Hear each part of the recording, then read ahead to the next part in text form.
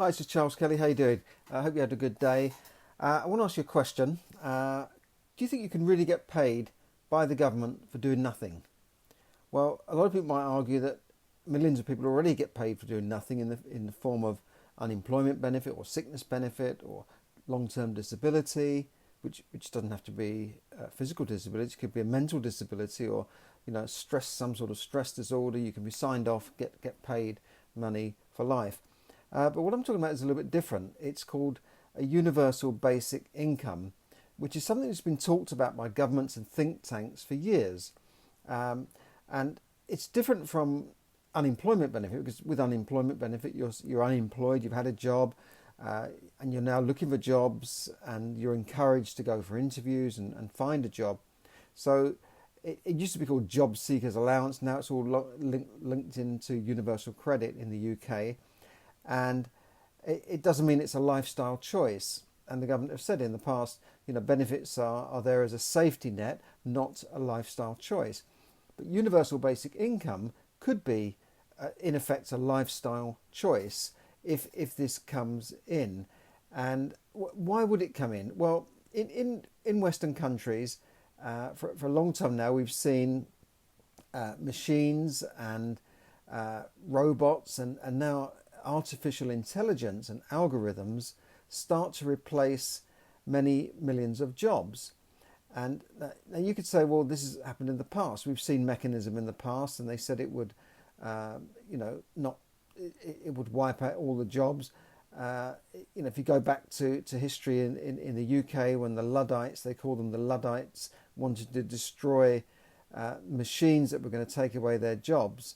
That was, so sometimes they will call you a Luddite. You're a modern day Luddite because you don't want to, take on any technology. You're against all forms of technology. So they will say, oh, you're just a modern day Luddite. Yeah. Well, universal, and in the past when those mechanism came in, and if you think of the Industrial Revolution and assembly lines, instead of wiping out a lot of jobs, it actually created a lot of jobs. But now people are saying, well, this is different. This form of mechanism is very different from the past, and it will kill millions of jobs. Now, some people are arguing against that. They say, well, always in the past, when new technologies come in, it's actually created more jobs. It's a bit like, I suppose, when computers came in, they said it will wipe out all paper, and yet, you see, it seems to create more and more paper and more work. Maybe that's a bad example, but some people are arguing, well, no, more jobs will still be created, it will just be different types of jobs. Now, we are seeing that AI is already taking over jobs. Now, these are not labour-intensive blue-collar jobs.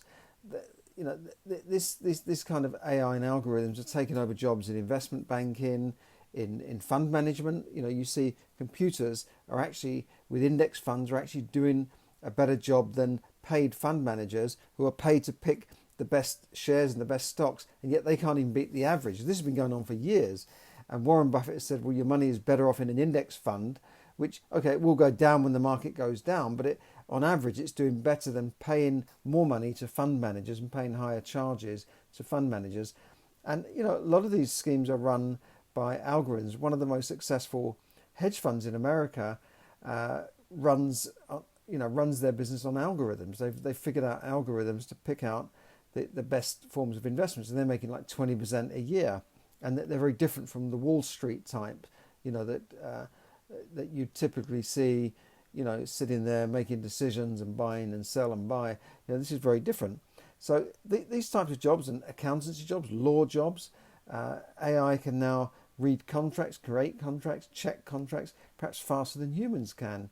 And that's just a few examples. If driverless vehicles come in, that will automatically wipe out, I think, something like 3 million truck drivers in America are employed just driving trucks and delivering stuff. Now, we could have driverless vans, driverless lorries. Amazon already experimenting with little robots that deliver packages in small areas, and drones, of course. We could see a drone coming down to your doorstep, sending you a message, dropping the package there and flying off somewhere. And that replaces the man in the van. And that's just a couple of examples. What about all the taxis and Uber drivers that are employed, millions and millions of them, and these cars are already here. It's not science fiction. These cars are already here, and they're tweaking them. They're trying to get them right. There's been a few hiccups with them, but I'd say mile for mile they will probably have less accidents than most of the raving idiots you see on the roads these days that are just an accident waiting to happen. They don't drink and drive. They don't play around with their phone while they're driving. All these sort of things. However, I wouldn't want to be in a driverless car when they have a software update. Sorry, we're going to shut down your system we're going to reboot your system because there's a software update coming. Can I stop it? No, you can't stop it. It's coming. So anyway, that's just a couple of examples. Now, you might think this all sounds a bit crazy. Why would a government give all this money to people to sit at home just because they haven't got a job? Well, they don't want people they don't want mass starvation. They don't want mass riots.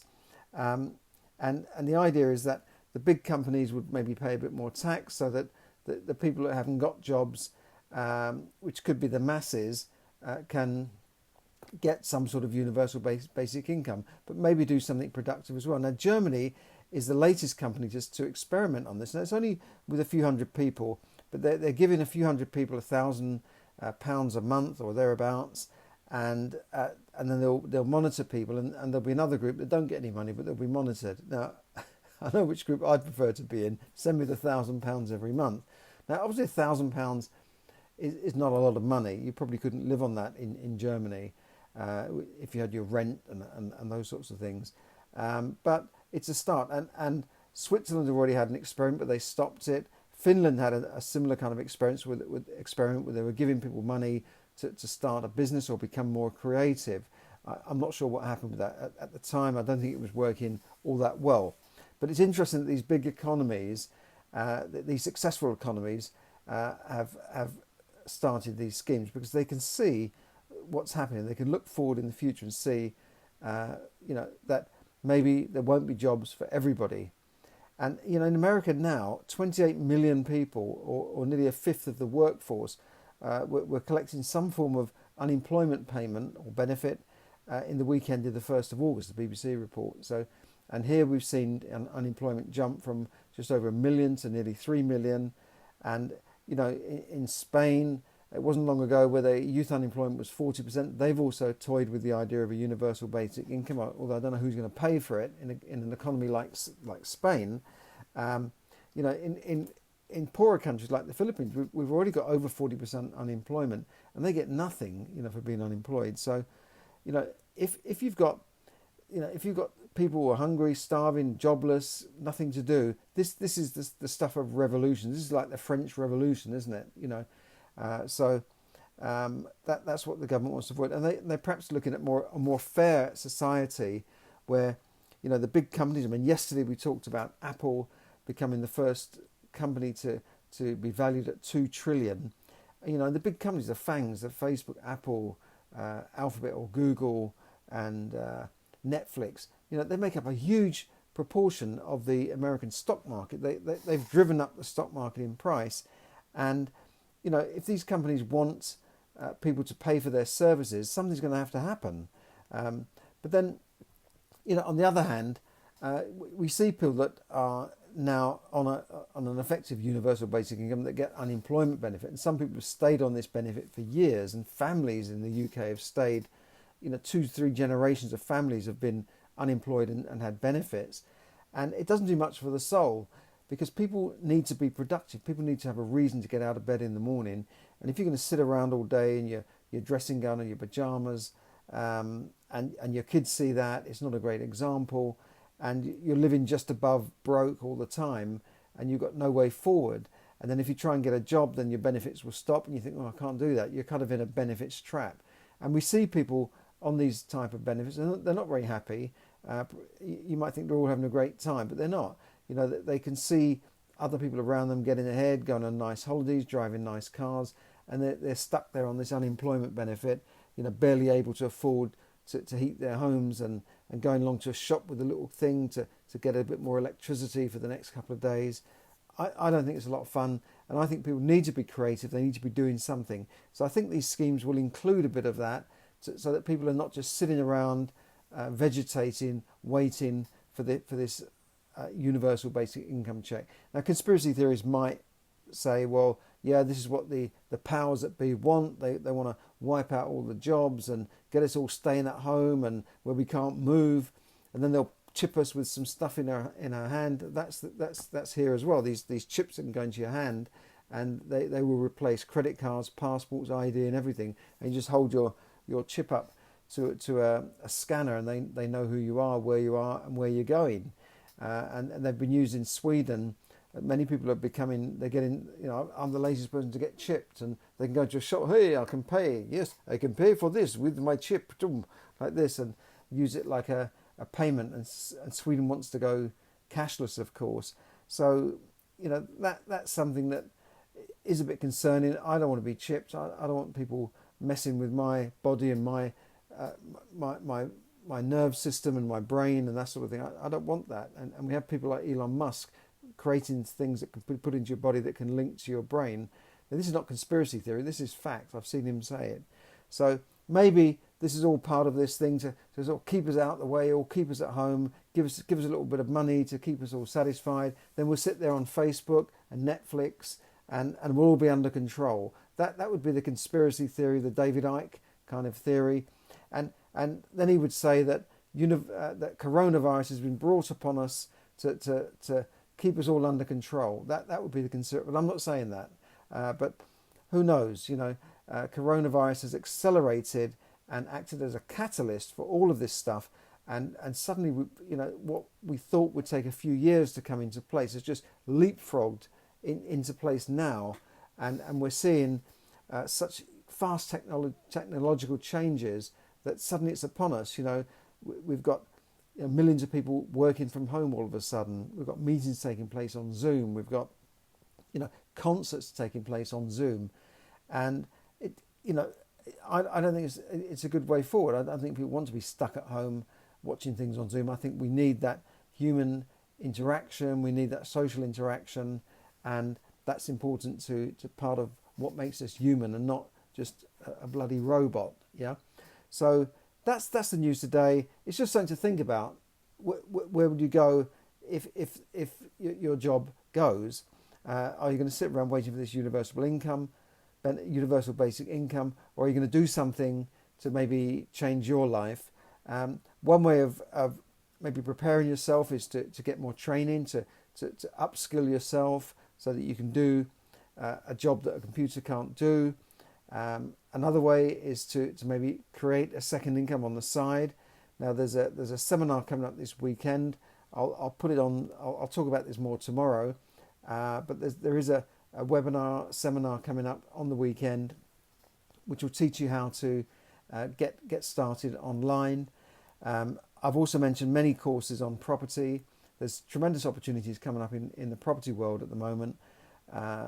With the changes in planning, to liberalise planning more, to make it easier for permitted development, to change the use of buildings and turn them into residential, and all sorts of things to build up into your property as well. I think there's a lot of money to be made in property still. Property is still a good long-term investment, and there's lots of stuff. So if you're interested in any of that, if you're interested in learning more about online trading, just let me know. Drop me a line here on Facebook or on charles@charleskelly.net. Or if you're interested in getting into property, you don't need a lot of money, by the way. You can make money from property with nothing, with no money whatsoever. Believe me, there are lots of strategies you can learn, and there are lots of things coming up in the near future. So that's one way of perhaps instead of sitting there waiting for your job to go, is to create some sort of second string to your bow, so that you're prepared for the coming recession, maybe depression, and even if that doesn't happen, I think there's going to be still big changes to the job market, and many jobs may not come back. We've seen in the last few months that tens of thousands of jobs have been announced almost every week. Retail stores, manufacturing as well, travel and tourism, all these jobs are going, and that's just the tip of the iceberg, because don't forget the furlough scheme ends in a few weeks' time, and that's when I think the stuff is going to hit the fan, and that's when you've got to be prepared. I think there'll be money to be made in property, money to be made on the stock market, but you need to know what you're doing. And don't forget the online stuff, online retailing, online buying is just going through the roof, and this is why companies like Amazon, Apple, Netflix have shot up in price this year. You know, that their share prices have shot up because so many people are just buying online. You know, I'm a great fan of shops, but even sometimes I say to myself, I don't want to go into town and go into a shop with people with no masks on, acting like there's nothing wrong, and risk things when I can just buy something online and get it delivered. That's just the way it is at the moment. So I think you know, we've got to adapt. Maybe you've got to turn your business into an online business. So drop me a line if you're interested in doing something like that at this weekend, or I'll be putting up a link later on. Thanks for listening. Have a great evening, and good night. Bye for now.